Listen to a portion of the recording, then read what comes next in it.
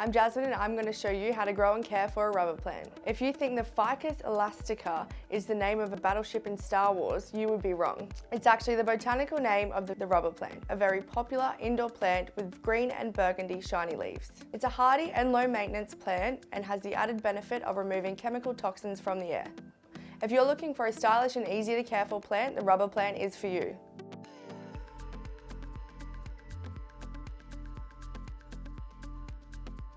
To look after your rubber plant, you will need eco-pest oil, a spray bottle of water, a pair of gloves, and a damp cloth. Rubber plants prefer bright, indirect light that isn't too hot. Direct sunlight can result in scorched leaves, and you don't want to burn rubber. During summer, when the air is dry, water enough so the soil stays moist. During the winter months, you'll only need to water once or twice a month. When the leaves get droopy, it may mean that you're not watering enough. If the leaves go yellow or brown, make sure you put the watering can down as you're overwatering your rubber plant. Cleaning your plant isn't just to make the leaves nice and shiny, it also will help the plant breathe and remove toxins from the air.